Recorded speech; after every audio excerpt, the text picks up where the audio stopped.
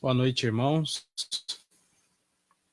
Já estamos ao vivo para a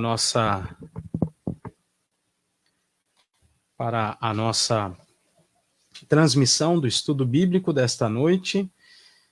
Na semana passada nós não tivemos o estudo bíblico, estávamos preparando as questões, inclusive tecnológicas, para que nós pudéssemos atender às necessidades da nossa igreja.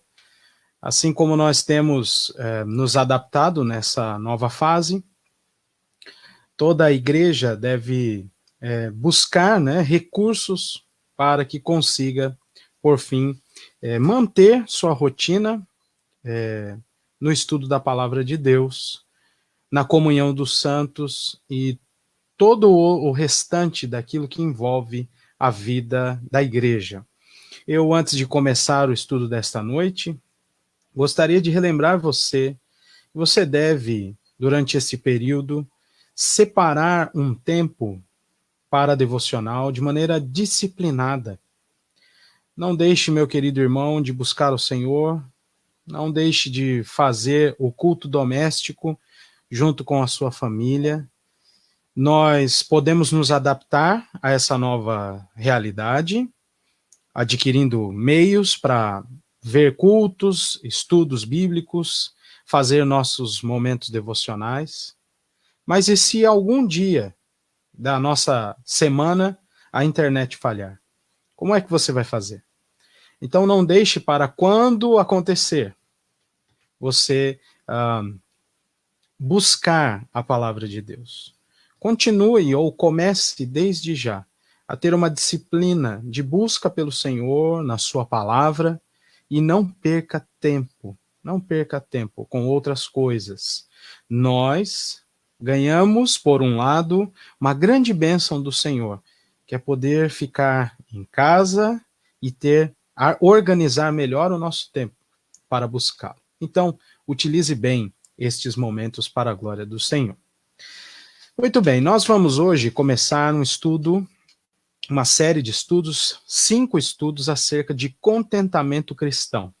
Então, eu gostaria de convidar você para que, neste período que começa hoje, acompanhar e estudar junto comigo as questões bíblicas acerca de contentamento. Mas não é qualquer tipo de contentamento, nós qualificamos ele. Não é? É como ter contentamento em tempos de crise. Você viu aí o banner antes de eu entrar na imagem. Então, é sobre isso que nós vamos falar ao longo desta nova série de estudos. Acabamos a série, né, sobre os atributos de Deus e agora vamos começar uma nova série. Então, eu convido você para, a partir de agora, separar este tempo livre de qualquer distração, pegue a sua Bíblia e vamos estudá-la. Com base na Escritura, vamos descobrir ou relembrar, ou até mesmo aprender novas nuances do que diz respeito ao contentamento cristão. Então, eu gostaria que, para que começássemos, você abrisse a sua Bíblia no Salmo de número 16. É o nosso ponto de partida no estudo de hoje. Salmo de número 16. Nós vamos ler todo o Salmo.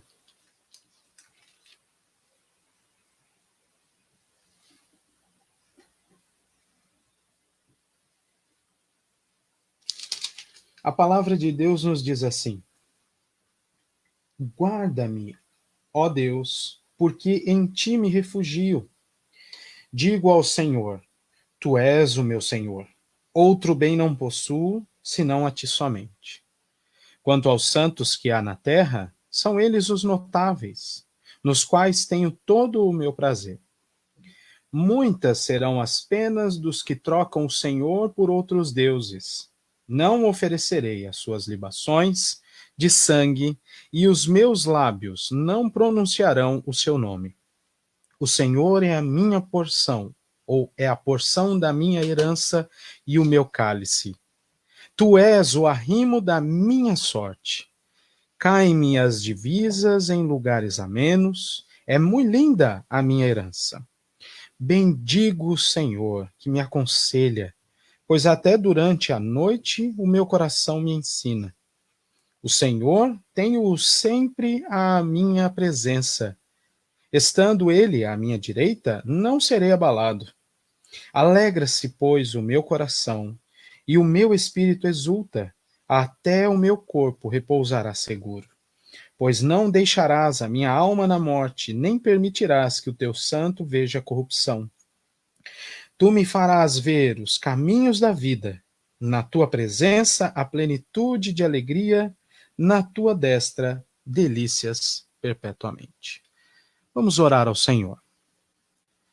Pai do céu, te louvamos por este momento precioso para a nossa fé, para a nossa alma, em que, junto com nossos irmãos, separamos este tempo para estudar a tua palavra e ouvir a tua doce voz. Tem misericórdia do teu povo, Senhor, e ensina-nos, pois nestes tempos em que estamos vivendo, precisamos, ó Pai, relembrar das palavras do Senhor Jesus, que nos chama a ir ter com Ele, para que tenhamos descanso para a nossa alma. Ajuda-nos, ó Deus, pois é melhor buscar refúgio em Ti do que nos homens. É em nome de Jesus que nós oramos agradecidos. Amém.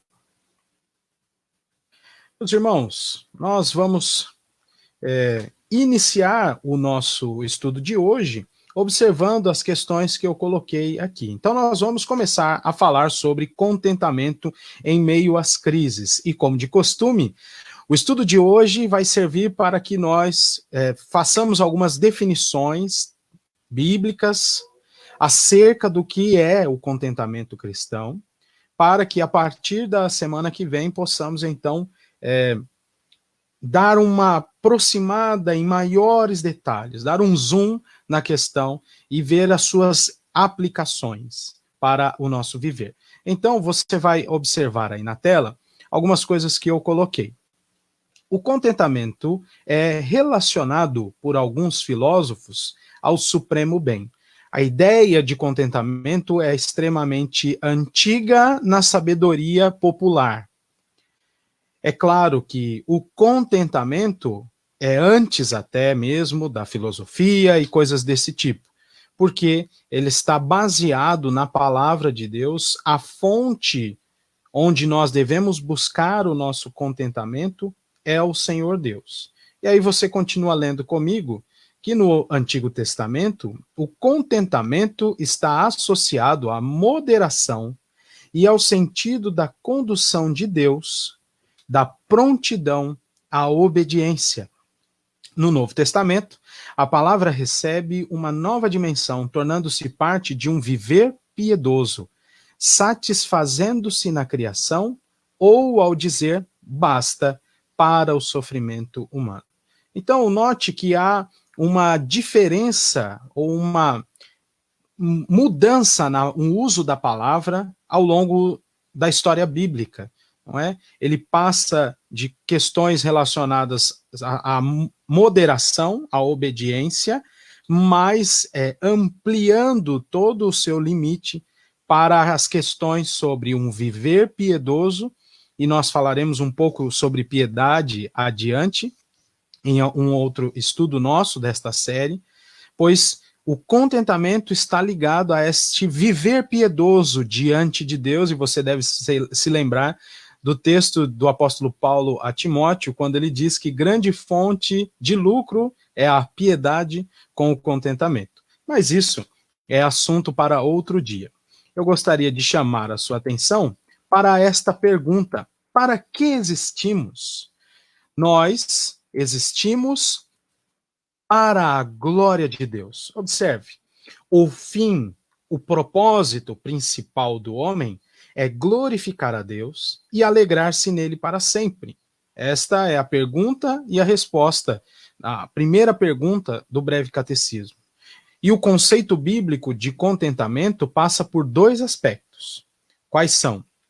Quem é Deus e quem nós somos em Deus e para Ele.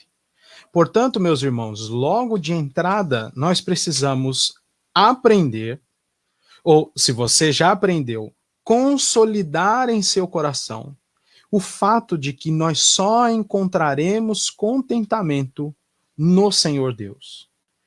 A fonte para o nosso contentamento é Deus.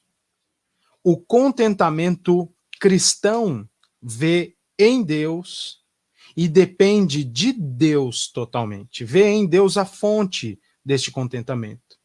Porque à medida em que nós compreendemos a glória do Senhor, revelada na criação, revelada em nossa vida, na providência que Ele tem, com a qual Ele tem sustentado a nossa vida, é que nós então nos gloriaremos em Deus, glorificaremos o seu nome, e então nos alegraremos nele.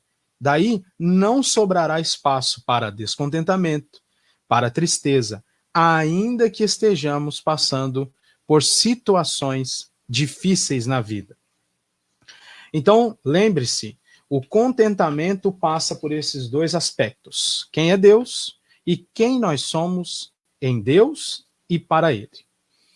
Avancemos então para ver esta questão mais ampla. Deus é glorioso.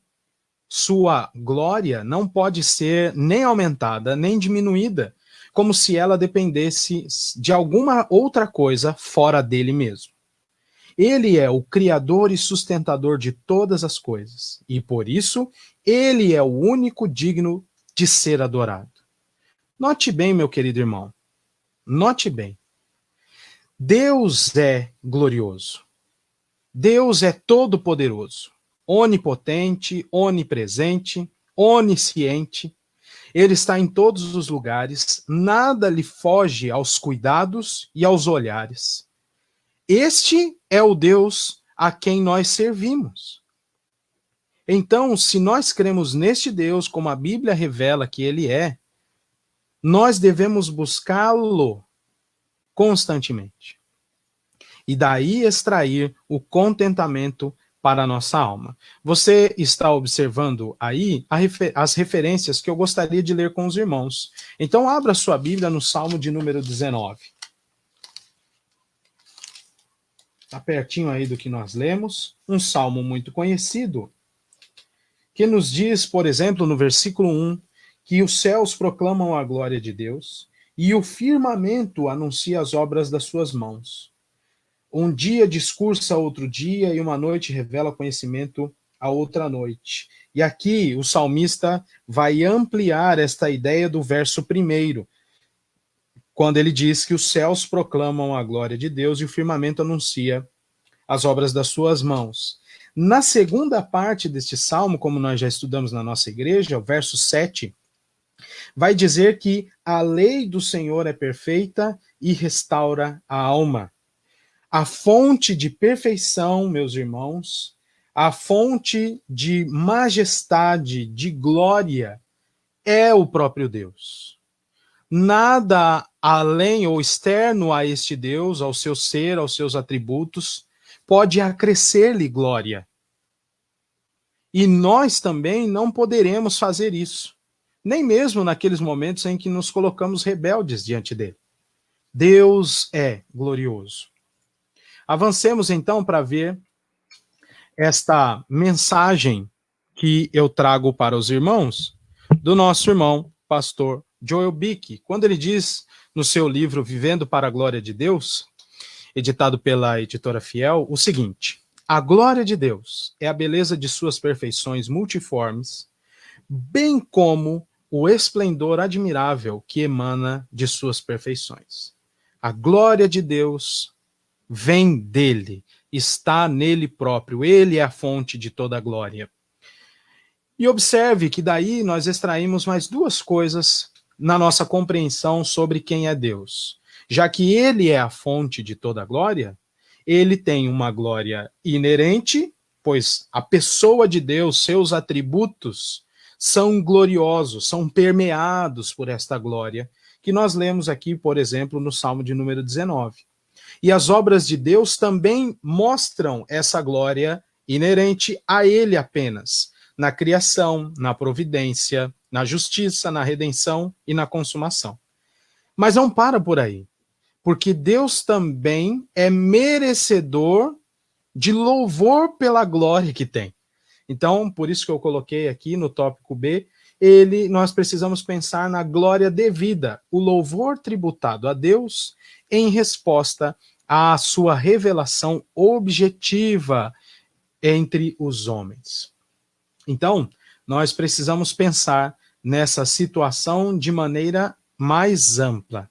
Deus é a fonte de toda glória e ele requer, não é que ele necessita, ele requer dos homens o louvor por esta glória. Então, observe mais algumas questões. Ao dar significado às coisas, Deus direcionou cada ato da existência para si mesmo, para lhe dar glória. Isso quer dizer que Deus não apenas é o Criador, mas também é o intérprete do mundo. E aí, meus queridos, quando nós nos deparamos com homens tentando ressignificar alguma coisa criada por Deus, de forma que é contrária ao que Deus significou, ele termina por entrar em conflito com a própria realidade. E aqui eu nos lembro do texto de Paulo aos Romanos, quando ele diz que estes homens tornaram-se loucos, achando que estavam sendo sábios. Você se lembra deste texto? Pois eles passam então a adorar a mentira no lugar da verdade e a criatura no lugar do Criador, o qual é bendito eternamente. A glória pertence a Deus. O louvor pertence a Deus. E se nós cremos que Deus domina sobre tudo e sobre todos, e que ele é soberano sobre o nosso viver, nós também precisamos crer que ainda que passemos por dificuldades, por momentos de aflição ou de tristeza, o nosso Deus continua conosco. E se ele continua conosco, a sua glória está sendo manifestada em nós. Nós precisamos, então, mesmo em momentos de tribulação e de aflição, ver a manifestação da glória de Deus, render-lhe louvor por tudo que ele é e como ele tem conduzido a nossa vida. Aí está o início para uma vida de contentamento. E não fora destes aspectos. Mas avancemos, pois eu trago mais algumas questões aqui sobre quem é Deus. Quando nos transforma para glorificá-lo, Deus revela de forma clara como devemos fazê-lo. Ele retira de nós tudo aquilo que nos impede de servi-lo e coloca em nós disposições e afeições por sua glória, através da ação poderosa do Espírito Santo. Vamos ler este texto, meus irmãos, Efésios capítulo 2, do versículo 1 ao versículo 10, um texto também muito conhecido de todos nós. Efésios 2, do 1 ao 10, que nos diz assim: Ele nos deu vida, estando vós mortos nos vossos delitos e pecados, nos quais andastes outrora, segundo o curso deste mundo, segundo o príncipe da potestade do ar, do espírito que agora atua nos filhos da desobediência, entre os quais também todos nós andamos outrora, segundo as inclinações da nossa carne, fazendo a vontade da carne e dos pensamentos. E éramos por natureza filhos da ira, como também os demais. Mas Deus, sendo rico em misericórdia, por causa do grande amor com que nos amou, e estando nós mortos em nossos delitos, nos deu vida juntamente com Cristo. Pela graça sois salvos. E juntamente com ele, nos ressuscitou e nos fez assentar nos lugares celestiais em Cristo Jesus, para mostrar nos séculos vindouros a suprema riqueza da sua graça em bondade para conosco em Cristo Jesus. Porque pela graça sois salvos, mediante a fé, e isto não vem de vós, é dom de Deus, não de obras para que ninguém se glorie, pois somos feitura dele, criados em Cristo Jesus para boas obras, as quais Deus, de antemão, preparou para que andássemos nelas. Portanto, como eu já disse, quando Deus nos transforma, ele o faz para glorificá-lo. Deus então revela em nós a sua vontade e nos transforma para que então o contemplemos na beleza da sua santidade e tributemos louvores a ele. E aí o versículo 10 é enfático em dizer: nós somos feitura dele, criados em Cristo Jesus por causa da nossa redenção no Cordeiro de Deus que tira o pecado do mundo, para boas obras, as quais Deus de antemão preparou para que andássemos nelas. Então a nossa vida em Cristo Jesus tem um novo rumo. O rumo agora, o alvo agora é o próprio Cristo, que é a expressão exata da glória de Deus. E é neste sentido, meus irmãos, que o nosso coração também precisa inclinar-se para estes aspectos da glória de Deus. E mesmo em momentos de crise, nós possamos nos sentir contentes, satisfeitos, não pelas circunstâncias ou por aquilo que elas podem causar ou nos dar, causar em nós ou nos dar, mas satisfeitos em Deus, que é o Todo-Poderoso, glorioso e que está conosco eternamente. Então, estas coisas jamais podem sair da nossa vista, meus queridos irmãos. Sigamos aqui, então, para o segundo aspecto. Se você se lembra, eu disse logo no início que o contentamento passa por dois aspectos primordiais. Há outras aplicações, mas dois aspectos precisam sempre estar no nosso coração bem firmados. Quem é Deus e quem nós somos em Deus e para Ele. E é isso que nós vamos ver a partir de agora. Nós já vimos alguns aspectos, alguns elementos sobre a pessoa de Deus e a sua glória, e como nós, como seus filhos, precisamos tributar louvor a este glorioso Deus. Agora nós vamos ver algumas questões acerca de nós, quem nós somos em Deus e para Ele. Então acompanhe.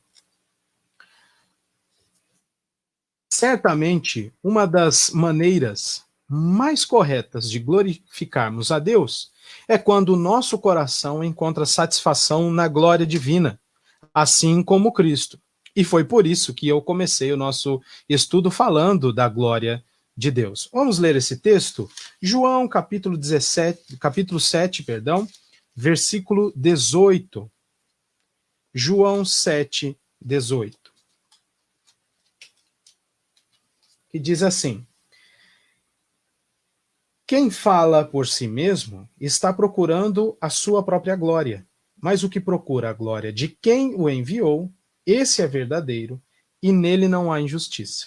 Repare que o Senhor Jesus demonstra este movimento em saber que a glória é devida somente a Deus. E quem fala por si mesmo busca a própria glória. Agora observe o capítulo 8, verso 50. Está pertinho aí de onde nós lemos. Mais uma vez o Senhor Jesus dizendo: eu não procuro a minha própria glória. Há quem a busque e julgue, mas ele mesmo não procura a própria glória. Então continue observando no vídeo. Pois ele, o Senhor Jesus Cristo, em sua missão terrena, tinha a missão de fazer a vontade do Pai durante toda a sua vida, como seu filho amado. E observe, meus irmãos, e isso é extremamente importante. Quem não conhece a Deus, busca somente a glorificação do próprio nome. Além disso, até mesmo alguns crentes caem na tentação de agir como se não o conhecessem. Então preste atenção, porque isso está determinantemente ligado ao nosso contentamento. Se nós não buscarmos Deus e a sua glória em primeiro lugar, nós buscaremos a glória de outra pessoa. E na grande maioria das vezes, nós estamos perdidos buscando a nossa própria glória. E aí nos colocamos frustrados, humilhados por nossa impotência, por exemplo. Tantas outras vezes nos vemos sem rumo nenhum. Murmuramos, nos deprimimos pelo fato de que nossas aspirações, nossos planejamentos, nossa vontade não foi realizada. E aí os problemas só aumentam o tamanho, proporção, porque nós chegaremos ao ponto de reclamar do próprio Deus pelas coisas que ele tem feito e porque ele não tem atendido à nossa vontade. Então, o contentamento também passa por quem nós somos e quem nós somos para Deus e nele. Então, vamos ler estes dois textos. O primeiro são dois exemplos, na verdade, disso que eu coloquei aqui no slide, não é? Alguns crentes caem nessa tentação de agir como se não conhecessem a Deus. O primeiro texto é Gênesis capítulo 11, versículo 40. Você que é membro da nossa igreja ou já nos visitou, sabe que neste momento eu ia pedir para alguém nos ajudar com a leitura. Eu não vou fazer isso agora. E também não leia aí, não precisa ficar em pé na sua casa para fazer a leitura. Acompanhe o Gênesis 11, versículo 4. Aqueles que estavam em Babel disseram: Vinde, edifiquemos para nós uma cidade e uma torre, cujo tope chegue até os céus, e tornemos célebre o nosso nome, para que não sejamos espalhados por toda a terra. E se você se lembra muito bem deste texto, eles, com este dizer aqui, estão contrariando uma ordem do Senhor, de crescer, multiplicar e de encher a terra. E então eles, buscando o próprio nome, o engrandecimento do próprio nome, eles pecam contra Deus e o Senhor os disciplina. É claro que aqui os de Babel foram divididos e espalhados por todos os lugares da terra. Vamos agora ao outro exemplo, que é Daniel, capítulo 4, versículo 30.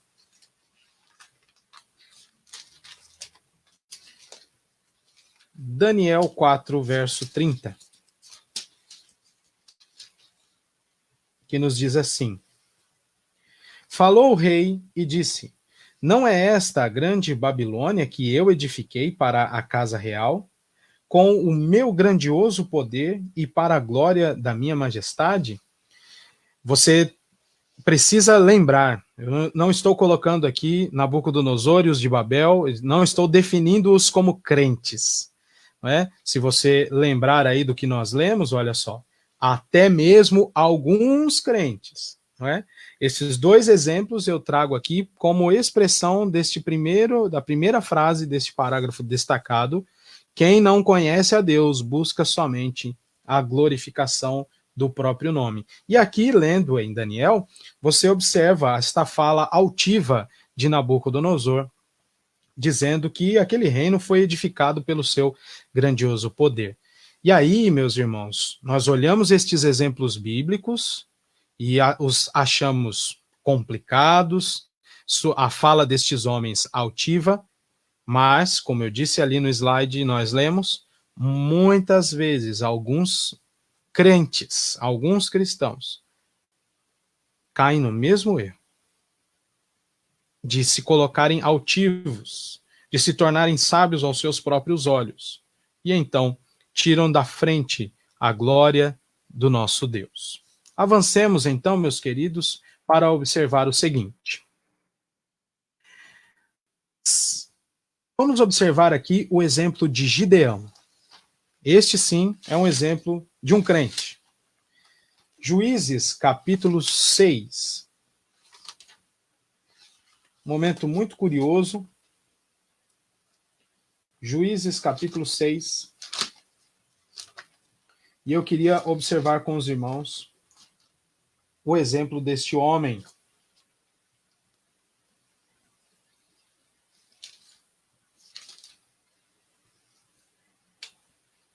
Se você se lembra da história de Gideão, ele é um juiz e vai conduzir o povo em mais uma batalha dentro daquele processo de pecado contra Deus, de súplica ao Senhor, porque o Senhor estava pesando a mão sobre o povo, eles suplicavam ao Senhor, e o Senhor levantava um juiz, e aí o povo ia bonitinho atrás do juiz e fazendo a vontade de Deus. Mas depois, quando o juiz morria, o povo caía em sua própria vontade, fazendo a sua própria lei. Não é? E do capítulo 6 até o capítulo 8, você vai observar a história deste homem chamado Gideão e a vitória que o povo de Israel foi conduzida por mão deste homem. E eu gostaria de chamar a sua atenção para o versículo 22 do capítulo 8. Então, os homens de Israel disseram a Gideão: domina sobre nós, tanto tu como teu filho e o filho de teu filho, porque nos livraste do poder dos midianitas. Porém, Gideão lhes disse: não dominarei sobre vós, nem tampouco meu filho dominará sobre vós. O Senhor vos dominará. E aí nós poderíamos encerrar aqui essa questão do exemplo de Gideão e dizer como este homem foi fiel ao Senhor até o fim. Que maravilha! Eu gostaria de ter uma postura como essa, e de fato eu gostaria de ter uma postura como essa, firme, apontando o caminho para a glória do Senhor, para que todos vissem o governo de Deus sobre todas as coisas. Mas se você virar a página da sua Bíblia, você vai observar ali no versículo 26 um tropeço de Gideão. Observe. Versículo 25, perdão. De bom grado as daremos, e estenderam uma capa, e cada um deles deitou ali uma argola do seu despojo. Gideão pediu para eles ouro, e eles então entregaram o peso das argolas de ouro que pediu foram 1.600 ciclos de ouro, afora os ornamentos, em forma de meia-lua, e as arrecadas e as vestes de púrpura que traziam os reis dos midianitas, e afora os ornamentos que os camelos traziam no pescoço. Desse peso fez Gideão uma estola sacerdotal, e a pôs na sua cidade, em Orfa, e todo Israel se prostituiu ali após ela. A estola veio a ser um laço a Gideão e a sua casa. Observe, meu irmão e minha querida irmã, num salto, ele passa de um homem firme, que aponta a glória e o louvor a Deus por tudo que estava acontecendo, a um homem que conduz o povo a uma queda num laço. E isso serve para nós como exemplo, para que nós permaneçamos firmes no reconhecimento e no louvor ao nosso Deus, como sendo detentor de toda a honra, de toda a glória e de todo louvor, ainda que passemos por momentos de aflição, ou momentos como os que nós estamos passando, de incertezas. Não sabemos o que vai acontecer, muitas ideias mudam a todo instante. E onde está o nosso Deus? Nosso Deus está no trono, reinando tudo segundo a sua boa e infinita e sábia e perfeita vontade. Avancemos então para ver mais alguns aspectos. Observe aí uma fala que eu trouxe de um livro do pastor John Piper. Ele cita primeiro, na página 25, o livro se chama Plena Satisfação em Deus, editado pela editora Fiel. E aí ele vai citar Jonathan Edwards, o seguinte: Deus é glorificado não somente por sua glória ser contemplada, mas pelo regozijar-se nela. E aí o próprio John Piper vai dizer o seguinte: se não nos regozijamos em Deus, não o glorificaremos como devemos. E observe, se não há prazer em relacionar-se com Deus, o dever de fazê-lo não foi cumprido. É uma relação bastante interessante essa. Nós, por muitas vezes, falamos de glória a Deus, de glorificar a Deus, no sentido de tributar louvor, de reconhecimento, de reverência à glória que o Senhor tem. Mas nós também precisamos observar este segundo fator da nossa vida de glorificação a Deus, que é reconhecer as dádivas que Ele nos dá. Então, nós temos uma grande motivação, meus irmãos, para o contentamento. Se você observar na sua vida todos os detalhes, cada detalhe, e como a providência de Deus tem assistido você e a sua família, esse tempo que nós já estamos passando em casa, nada nos faltou. Pode ser que você já esteja preocupado com o futuro, mas até aqui nada faltou. E nada faltará, porque Deus cuida do seu povo. Quando nós, então, nos alegramos, nos regozijamos com Deus, em Deus, naquilo que Ele é e nas suas obras reveladas ao seu povo, aí o nosso propósito santo para o qual nós somos chamados de glorificar a Deus está completo. É por isso que os nossos irmãos lá de Westminster responderam à pergunta do nosso fim principal com estes dois elementos. O primeiro é a glória de Deus, no sentido que nós já vimos no primeiro aspecto do nosso estudo de hoje.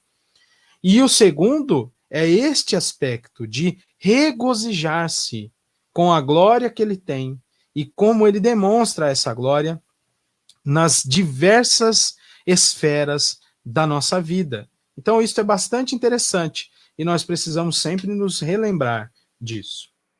Um dos meios mais eficazes e perceptíveis de glorificarmos a Deus em nossa vida é confessando sinceramente o nosso pecado.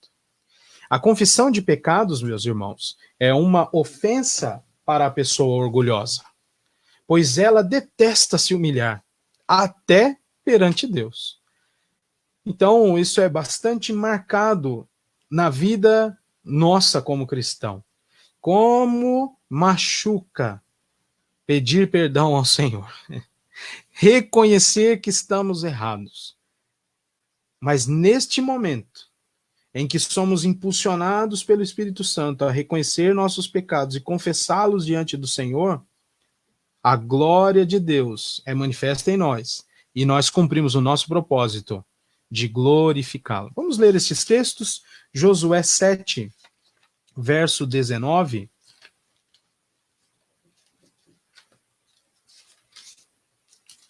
Josué 7, 19 diz assim: Então disse Josué a Acã: Filho meu, dá glória ao Senhor, Deus de Israel, e a ele rende louvores, e declara-me agora o que fizeste, não mo ocultes. E então você conhece a história.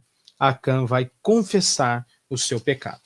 Agora vamos ao Novo Testamento, Tiago, capítulo 4, versículo 16.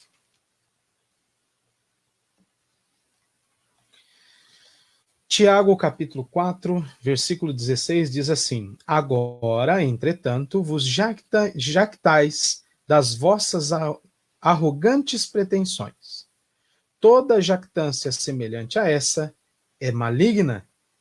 Portanto, aquele que sabe que deve fazer o bem e não o faz, nisso está pecando. Porém, meus irmãos, quando os verdadeiros servos de Deus são confrontados em seus pecados, sua reação é sempre de confissão dessas transgressões. E aí, meus queridos, nós presenciaremos a glória de Deus sendo manifestada em nós, nestes momentos de confissão de pecados. Como é maravilhoso sair deste período em que nos encontramos em pecado, mas depois da ação poderosa do Espírito Santo em nosso coração, nós somos transformados, reconhecemos nosso pecado, somos apontados para Cristo como nosso Redentor, e recebemos a certeza em nosso coração de que estamos perdoados pelos méritos de Cristo. Como é maravilhoso! E isso fica retratado em alguns textos, os quais eu gostaria que os irmãos lessem comigo. Salmo 32,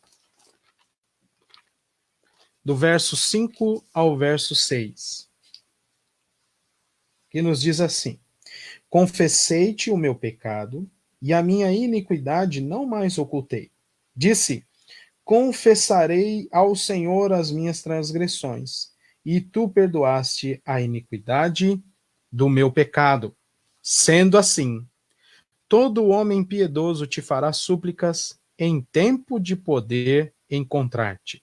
Com efeito, quando transbordarem muitas águas, não o atingirão. Isaías 6, 5. Já fica aqui o convite para a nossa escola dominical no domingo que vem, onde trataremos alguns aspectos deste texto. Isaías 6, versículo 5. No ano da morte do rei Uzias, eu vi o Senhor, diz lá Isaías. Mas observe o versículo 5. Então disse eu: ai de mim, estou perdido, porque sou homem de lábios impuros, habito no meio de um povo de impuros lábios, e os meus olhos viram o Rei, o Senhor dos exércitos. Você também bem sabe que ele foi purificado e tornado apto para servir ao Senhor. Agora, por fim, Romanos 3, versículo 23,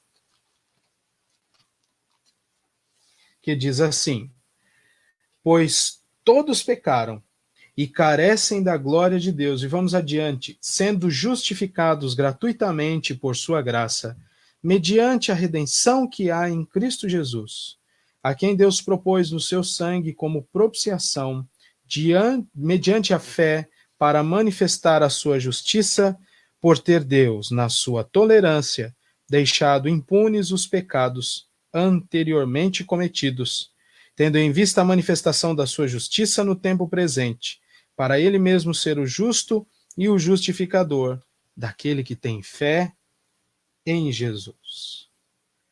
Quando os verdadeiros servos de Deus são confrontados em seu pecado, sua reação é sempre de confissão dessas transgressões. E aí, nós veremos a manifestação da glória de Deus em nós. Eu encerro o nosso estudo desta noite com estes dizeres. Somente com o reconhecimento da soberania de Deus sobre todas as coisas, aprenderemos a ter contentamento em qualquer situação da nossa vida. De novo, o reconhecimento da soberania de Deus sobre todas as coisas nos modificará a nossa maneira de ver o mundo, de nos ver diante deste Deus e também de perceber com maior clareza as circunstâncias ao nosso redor. Em tempos de aflição, nós precisamos voltar-nos para o nosso Deus, contemplar a beleza da sua santidade, do seu poder, da sua glória e descansar, sabendo que ele está conduzindo todas as coisas segundo a sua vontade e com o seu poder. Nós, de fato, estamos passando por momentos complexos. E parece-me que nós conseguimos nos tornar estes momentos ainda mais complexos do que eles deveriam ser. Nós não sabemos o que acontecerá ao longo dos dias e meses a seguir. De uma coisa nós temos certeza: Deus está no seu santo templo, sentado no seu alto e sublime trono, regendo todas as coisas para o louvor da sua glória. E nós estamos envolvidos nisso. Nós precisamos reconhecer a glória de Deus, inclusive nestes momentos de aflição. Mas vamos tirar um pouco de lado este problema do vírus. Vamos tornar as questões ainda mais particulares. Pense na sua vida, enquanto eu penso na minha aqui. As aflições, as preocupações. A nossa vida não parou internamente dentro dos limites do nosso lar. As coisas continuam acontecendo. Nossos temores continuam tomando conta da nossa vida. Nós precisamos crer e confiar que Deus está no controle de todas as coisas. E reconhecer a sua glória. E dar louvor a Ele. E nos regozijar com os seus feitos e com a sua condução. E aí seremos contentes, satisfeitos, plenos em Deus. As outras coisas são as outras coisas.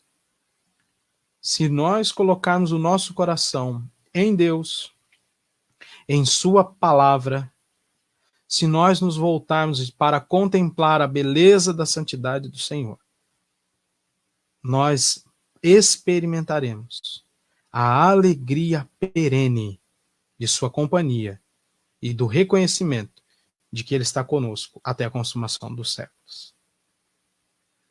Meus irmãos, o contentamento cristão vai além de uma simples circunstância ou de questões de bens materiais, de cumprimentos de planos ou de alcance de desejos, de vontades. O contentamento cristão está ancorado naquele que é a fonte de todo bem, que é o nosso Deus, o nosso Salvador. Nós chegamos então ao final do nosso estudo e eu gostaria de orar com os irmãos neste momento. Pai do céu, tem misericórdia do teu povo e nós somos muito gratos por ouvir a tua voz, por poder estudar a tua palavra, por observar, ó Deus, a tua palavra nos ensinando sobre a tua glória, sobre o Senhor como a fonte do nosso contentamento e como, ó Deus, nós precisamos nos regozijar em ti, nas tuas perfeições, nas tuas obras e descansar em ti. Abençoa-nos, Senhor, guardando o nosso coração, livrando-nos de tropeços, ensinando-nos a guardar, ó Deus, a tua palavra. Te louvamos por este momento de estudo, em nome do Senhor Jesus. Amém. Muito bem, chegamos ao final do nosso estudo nesta noite. Eu gostaria de cumprimentar aqueles que estão nos assistindo e dizer também que este vídeo ficará na nossa página, então você pode convidar outras pessoas a estudar este tema conosco também. Na semana que vem, na quinta-feira, nós continuaremos nesta série sobre o contentamento cristão, não é? Contentamento em meio às crises, em meio às aflições. Na semana que vem, nosso estudo está direcionado para isso, para falar sobre contentamento nas aflições. E eu espero contar com a presença e a participação dos irmãos. Nós temos aqui algumas respostas na página que a gente consegue ver. Que Deus abençoe a todos os irmãos que estão aqui presentes. Eu gostaria de dar 2 recados. No domingo, às 9 horas da manhã, nós faremos a transmissão da nossa escola dominical. Então, esteja pronto também, é dia do Senhor, então prepare-se para, pela manhã, às 9, estudar a palavra juntamente conosco, e no domingo, às 19h30, como nós fizemos também no domingo passado, nós faremos a transmissão do nosso culto ao Senhor às 19h30 aqui na nossa página. Então, convide os seus amigos para assistir, até mesmo aqueles que não são crentes. Nós precisamos também utilizar essas ferramentas para a evangelização. Lembre-se disso. Apesar de nós estarmos parados em nossa casa ou em casa fazendo as nossas atividades, nós precisamos também utilizar essas ferramentas que temos para continuar a nosso processo de evangelização. Para encerrar, eu gostaria de pedir aos irmãos que se lembrem da nossa irmã Nathalie. Ontem o pai dela faleceu e nós devemos nos unir a ela em oração, pedindo ao Senhor que a console neste momento de luto. E se você também quiser comunicar-se com ela, faça isso, demonstrando o teu carinho para ela e para a família. Meus irmãos, é só por hoje. Que Deus nos abençoe e nós nos vemos na nossa próxima transmissão. Até mais.